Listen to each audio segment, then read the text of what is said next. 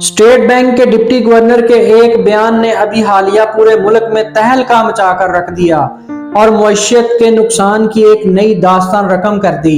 Deputy governor state bank of Pakistan doctor Inayat Hussain ने senate की कायमा कमेटी बराए फाइनेंस एंड रेवेन्यू को ब्रीफिंग देते हुए जोर देकर कहा कि सिर्फ 5 लाख रुपए डिपॉजिट्स प्रोटेक्शन कॉरपोरेशन के जरिए महफूज हैं, जो स्टेट बैंक ऑफ पाकिस्तान का एक झैली अदारा है। क्या ऐसे भी होता है कि एक दफा गलत स्टेटमेंट देकर दोबारा तस्दीक कर दी जाए? ऐसा करने से एक लम्हे में कितना नुकसान हो सकता है, ये आपने सोचा भी नहीं होगा। मुल्क की मईशत सरमायाकारों के एतमाद पर चल रही होती है। जब एतमाद ही खत्म हो जाए तब सरमायाकार अपने मुफाद के लिए मईशत की तबाही का सबब बनते हैं।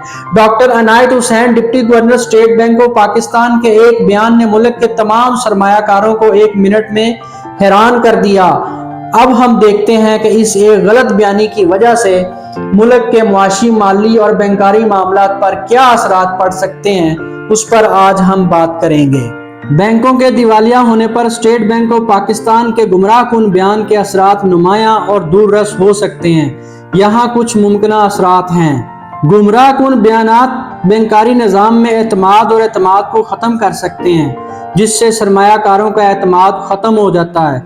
उसके नतीजे में सरमायाकारी और सरमाए की परवाज में कमी वाक़या हो सकती है, जिससे बैंकों की माली हालत मज़ीद कमज़ोर हो सकती है।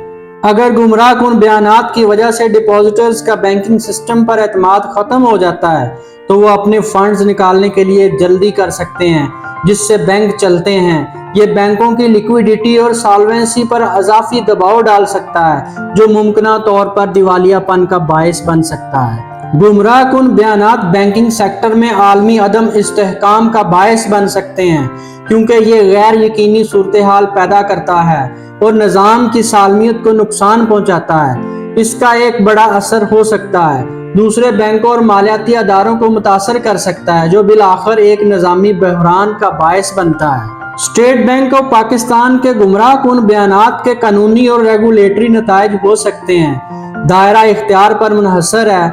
गलत या गुमराहकुन मालूमात फैलाने पर जुम्मेदार अफराद या अदारों पर जुर्माने आयद किए जा सकते हैं। बैंकों के दिवालिया होने से अहम मुआशी असरात मुरतब हो सकते हैं। ये कर्ज की दस्तयाबी में सुकड़ाव का बायस बन सकता है, इक्तिसादी तरक्की और सरमायाकारी में रुकावट पैदा कर सकता है। मजीद बरआं दिवालिया होने वाले बैंकों को हुकूमती बेल आउट या मदाखलतों की जरूरत पड़ सकती है, जो अवामी मालियात को दबाव और मजमूई मईशत को मुतासर कर सकते हैं। मजमूई तौर पर अगर हम बात करें तो स्टेट बैंक ऑफ पाकिस्तान के दिवालिया होने के बारे में गुमराहकुन बयानात के असरात शदीद हो सकते हैं, जिससे सरमायाकारों के एतमाद, माली इस्तेहकाम, कानूनी और रेगुलेटरी मंजरनामे और वसी तर मईशत मुतासर हो सकती है। मरकजी बैंकों और रेगुलेटरी हुकाम के लिए बैंकारी निज़ाम में एतमाद और इस्तेहकाम को बरकरार रखने के लिए दुरुस्त और शफाफ मालूमात फराहम करना बहुत ज़रूरी है। और ये हम सब पर फ़र्ज है कि एक मुहिब्बे वतन पाकिस्तानी होने के नाते अदारों के नुमाइंदों के तौर पर जब भी बात की जाए तो उसके असरात सामने रखे जाएं कि कहीं कोई स्टेटमेंट देने से मुल्क की सालमियत को खतरा तो नहीं लाहक हो सकता, कहीं मुआशी मामलात तो तबाही का सबब नहीं बन सकते।